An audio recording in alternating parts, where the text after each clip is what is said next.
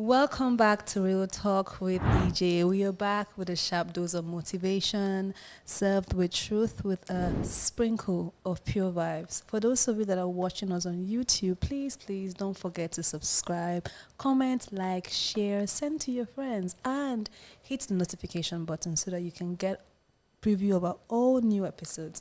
And for my listeners that are tuning in from Apple Podcasts, Google Podcasts, Acast, Spotify, and all other podcast platforms, thank you for tuning in. It's such an honor to have you all here with me.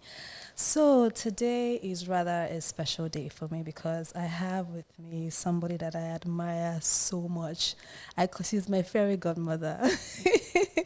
And today we are going to dive deeply into a topic that is also something that all of us, one way or the other, we suffer from, which is consistency in the face of failure.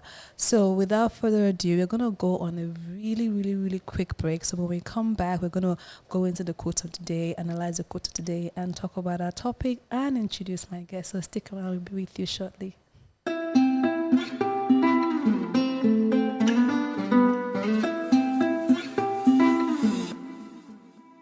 All right, welcome back to Real Talk with Ejay. So, you know the usual, our tradition here. But before I even do that, guys, I have to introduce my guest. I'm sorry, I can't wait. I'm too excited.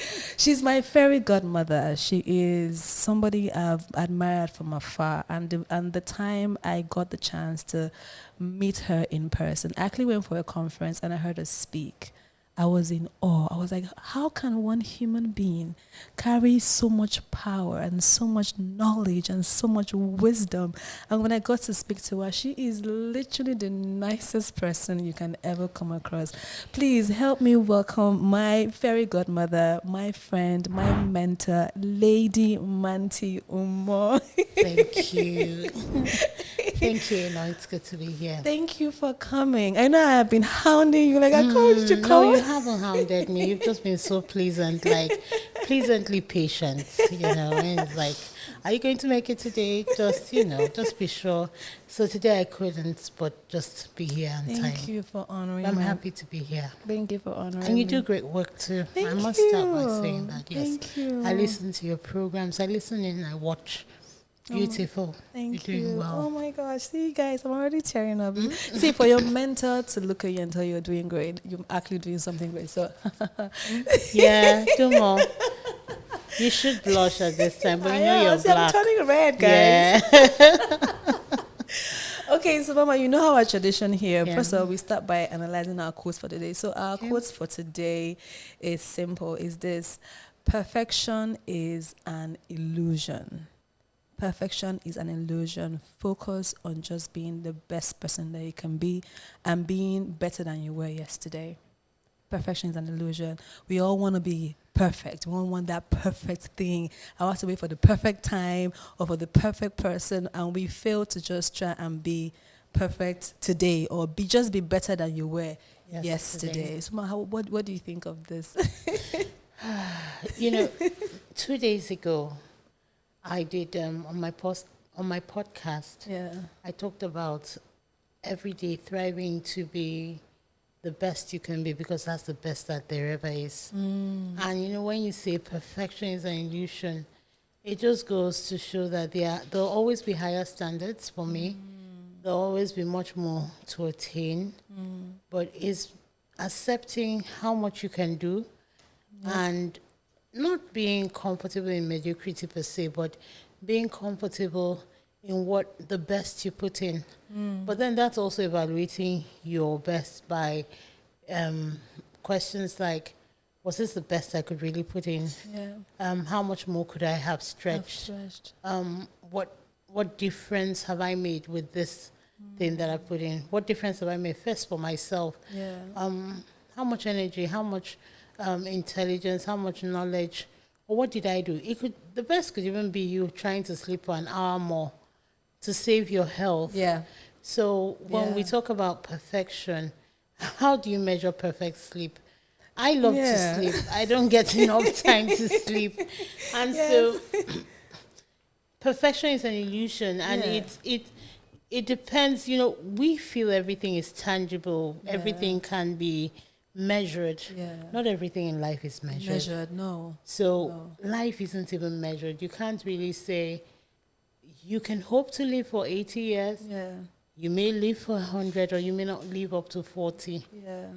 If you can't measure life, which is the value of everything that is, how then do you measure the things, the components of life? So you take them as they come. As they come. How much water can I take? How much can I run? Yes, you have goals to attain. So I want to run as far as Eno can run. Yeah.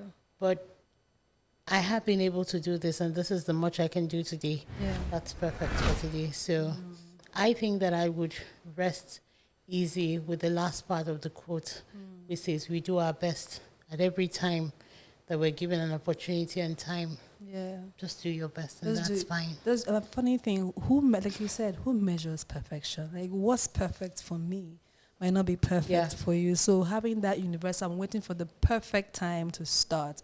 I think I read a quote that says, if you're waiting for the perfect time to do anything, you will never get it done, because there isn't a perfect time for anything. Just jump, just go at it. So before we do, just dive in. So Lady Mmanti, just tell her, like, I call you my fairy godmother because I've experienced you. I've heard you speak. You're an entrepreneur. You are a life coach. I'll call you a therapist because you Thank you. So how did you get to that point? How did you become this person that carries so much knowledge in one human being? So aside all the scientific evaluations are put into consideration, high IQ, high EQ, high AQ, which is your adaptability quotient, emotional quotient, intelligence, and all that. Yeah. I think that I grew. Life grew me. God grew me. Because there are people that life happens to, and they break. So life meets you, you break. But life meets you and it strengthens you too. And so I'd say that God grew me. Honestly, when I evaluate the things I've been able to do, achieve, accomplish, I see very little. So it's you talking about doing your best. I even never feel that I've done my best. But I stop when I know I can't go further. And I keep pushing till I can't. And then I stop and then I raise my hands. And then I take up more strength and I push again. I think that life has just grown me, and that's through God. So every situation, I would rather take the lessons. There are times I used to fight with the situations of my life. But then as I grew, I acknowledged the fact that God is in the midst of those situations. So for me, it's not about religion, it's about my faith. My faith is in God, and that's where the foundation of my reality is rested. So I believe in miracles. I believe in faith. I believe in depending on God. So in the things I believe in, which are constituted by my belief in God, I believe that every process of my life had been preordained. And even when I don't see how the lines will cross. So recently I said to a consultant doctor for me, I said to her, we had a conversation on her moving to Akwa Ibom State. And I said, oh, if you were in the north, you would have done ABCDs. And she just says to me, but these things can also be done in the south. And then just at that minute I said, and you wouldn't be my consultant if you hadn't come back. So God knew at this time of my life. You would need her. And so I don't keep mentioning God to be spiritual. It's just that there's this relationship that exists between us. And which is the foundation and the partnership to every other thing that people see me exude. So it's like I have quality relationship with him. And from there, I exude my persona. That's the person you see, that's the person you meet. And it's not even just about just speaking. I think that there's a place of peace that comes from it within that makes people feel comfortable with me. People feel comfortable to share their broken days and they don't feel judged. People feel comfortable to share the most scary experiences of their life. Yeah. And I go back and I'm like, why Why me? This burden, like, guy, you shouldn't have given me this burden, because sharing this is more burden. Yeah, Come on, you would have held it in. And the person just safely trusts. And you know, the thing about it is that while that is happening, I become that person. So one of the things in every of these quotients is my ability to become the process a person is going through. Yeah. That's the strength from which everybody feels that I'm being kind. I think it just works. It not just empathy. It goes with a lot of other things. My friend says something. She says, I'm careful about the people that are around me, because I become who they are at that time. So if you're broken, it messes with my emotions. I feel it when you're not coordinated. Exactly. I feel it when the pieces are not together. And I feel more essentially in all this that the essence of humanity, or the essence of your existence and mine, is to collaborate, to live. To live. So God said, "Man shall not be like we like." It is not good for man to be alone. So we are not created. So you to see, be people just think that is about marriage. That's not just about marriage. It's not. But even if we want to affiliate it to marriage, marriage is a collaboration by two individuals to live together, work together. So our coexistence is a marriage. We're a marriage of different sorts of people. Yeah. So accommodating you isn't to your good, it's to my good. My good. If I'm able to accept you, if I'm able to understand that, okay, probably she loves white, I love brown. My acceptance of who you are is the first process to being able to support your existence. So that is for me that for me is the foundation of what it is that I exude and what I become every day. And that in itself is what adaptability quotient is. For me to be able to adapt to who you are, and you adapting to who I am. And accepting that this person cannot be like you. Exactly. So I think that more often than not, because of the world context and the things that we have come to learn, we're trying to make people we're trying to do God's work. So the only place in the Bible that you've heard, let us make, is in the beginning, where he said to the Trinity, let us make. He didn't ask Adam, let us make trees. He made. So everybody has been made. What we try to do is to convert pineapples into fish. We're saying to the pineapple, please just become fish. Like, can you just swim? And no, this thing has been made. And accepting that this is a pineapple and this is fish. We eat either, but either of them have separate purposes. When we begin to accept people like we accept the classes of food, we're able to not try to make them into people that they are not, but to accept them wholly as they are. Therein lies the peace and ability to support each other, to marry our differences, to partner, and to grow. What makes that so hard?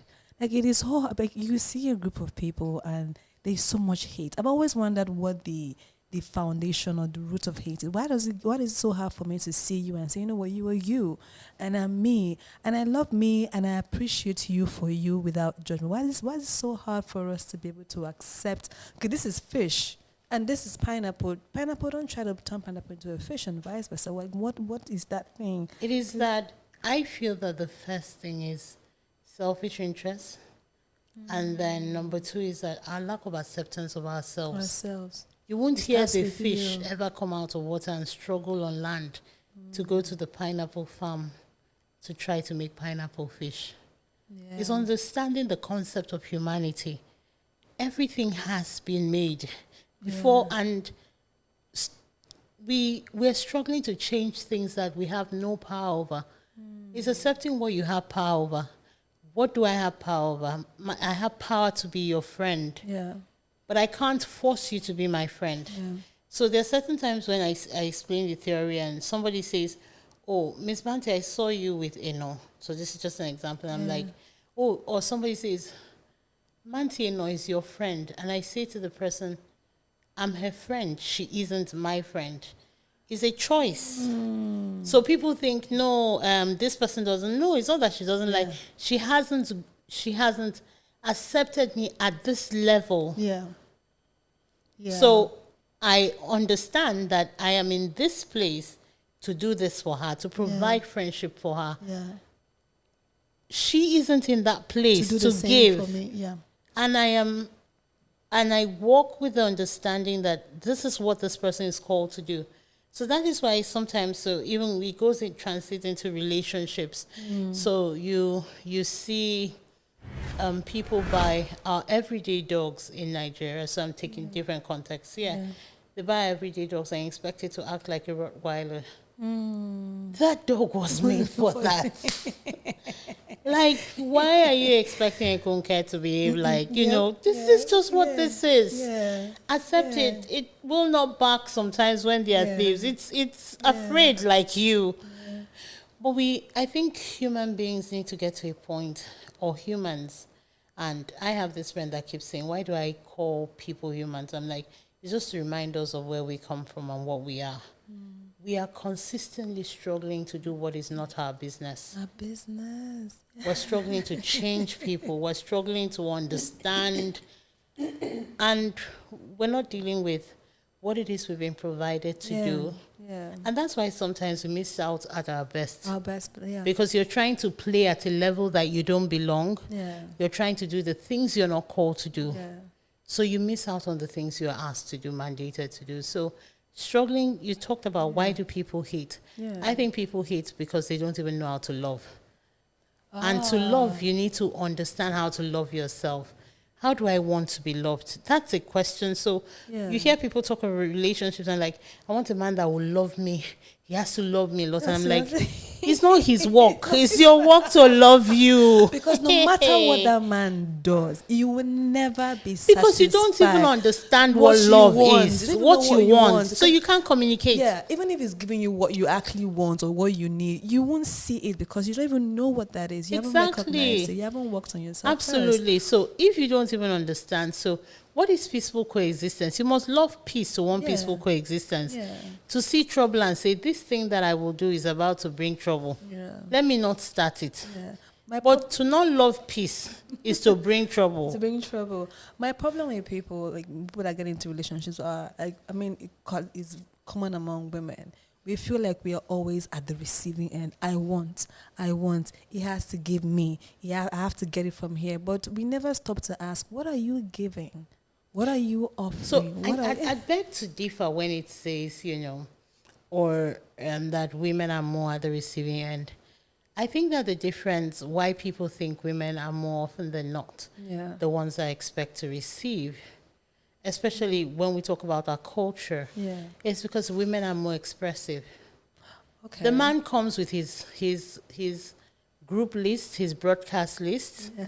He has his Facebook group, his Instagram posts, his tweets about how he's going to be selfish about himself. The thing is that our men are not that expressive. So he comes, he's already said, I'm tall, I'm slim, I'm fine. I want a girl that is tall, slim, fine. Yeah. That is how he's job hunting.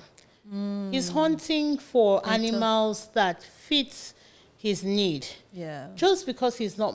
The hunter doesn't go around in the farm or the bush shouting, here comes a hunter. Yeah, true. But you see, the animal that is captured is the one that makes the most noise. Jumps off the tree, comes through, says, hello, I'm on my way. Yeah. You're just setting up yourself for the prey. So it's that our men come with the understanding of what they want. Yeah. And whether they need it, we scream about what we want. And so it's more often that, the woman is... You still see that lady come with her to-do lists of the man she wants. Yeah. And then she marries someone and you're like, I can't even find 1A. What's going on? But I think the problem now is we scream about what we want and not what we need. I agree. Perfectly. What we need. Because what you want might not necessarily be what you actually need. You might feel like, I want somebody That's why you need to learn to love yourself. Yeah. I have this senior friend, Ejay, that keeps emphasizing on self-love. Yeah. There comes to a level that you love yourself, that you love yourself to levels where you do not allow other people define what it is that you need. Yeah. I.e., you see women grow and say, I want to have a baby, I want to have a baby, I want to have a child. And get a child, adopt a child, do surrogacy, do an IVF, Yeah. do something. There are options, medical options. Yeah. There are provisions for you. Yeah. No, I'm waiting for a man. Yeah. Like how? If it's not from the man, I'm not having a baby. I don't get. And it's a particular man at that point that you're waiting for. Yeah. But there are 1,001 men that have either donated their sperm cells. They are children that are looking for parenting. Yeah. There are people that are looking for adoption. Yeah. Until you really know. So what exactly do you want? You want a baby. I want a baby. It's understanding that this is my need. The other things are wants. I want a tall, dark, and handsome. That's a want. That's the one. You can't do without it. What is your need? The baby. Because you might get the tall, dark, and handsome, but what you actually need is someone that treats you with love and respect. And the tall, dark, and Respect you handsome, as much as you respect yourself. Tall, dark, and handsome comes and he's full of himself. He too is looking for the respect. You people are trying to struggle for the small oxygen in the box. So yeah, I think that people aren't taught to hate. Yeah. I think people love as much as they know how to love themselves, and it's and for Africa most, especially having worked in the education sector for this long, I think that a core is missing in what it is that we teach our children to become as adults, and that core is social and emotional learning. In social and emotional learning, as a child, you're taught to love yourself. You're taught to accept who you are. You're taught to manage your emotions. So, you see, a child just begins to throw a temper tantrum and you're saying, what's happening? The child can't, so someone says, I'm angry, I feel angry. Why are you angry? What is it? What's triggering that? Yes, what's triggering it? When we begin to understand our triggers, we're able to also understand our needs. So, you just had a meal and you get here and you're hungry because there's food. You need to understand. Is it because you saw something you like? Or are you really hungry?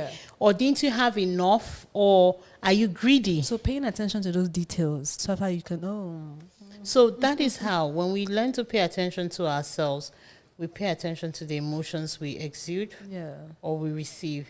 You could have a bad day and walk in here smiling, and everybody is at peace. There are people, that bosses that have a bad day and they walk into a space. You would know it from the gate. I have a bad day. Like, don't even annoy me for that. Why did you leave this cup here? Do you know I have a bad day? Like, how is the cup now the problem in your bad day? So people learn to love if they know how to love themselves. And it goes to the problems we have. So the Talibans, we go into world issues, have been taught to fight, to conquer. They feel that a sense of entitlement.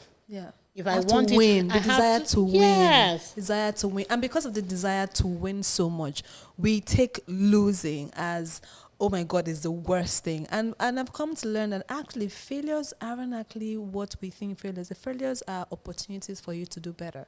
But because we are taught to just win, conquer, win, be number one, we don't take not winning so well. But you see, people don't, in understanding the concept of winning, you need to understand what a win is for you. So a person has been battling with cancer for 30 years. And then he dies. I think he's won. People think he lost. No. His body has rested.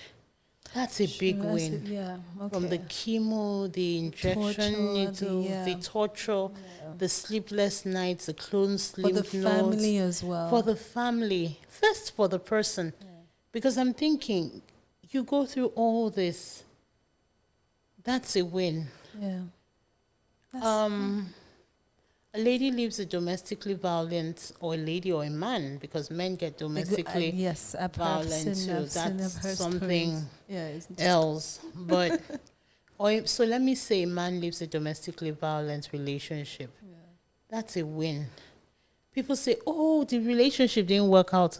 But that guy just won his sanity. Yeah, his life. Let's start there. Sis, do you His get? life, he left with his life intact. Exactly. Absolutely. So for me, winning is dependent on what your goals were.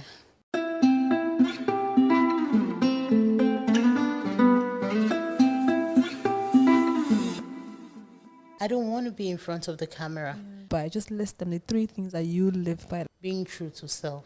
Being true to self means, am I happy with the decision?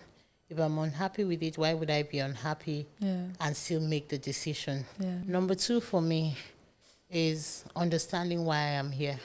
There are certain decisions I will take. There are certain things I cannot do. And there's so many other things I will strive, and must do. Must do. Yeah.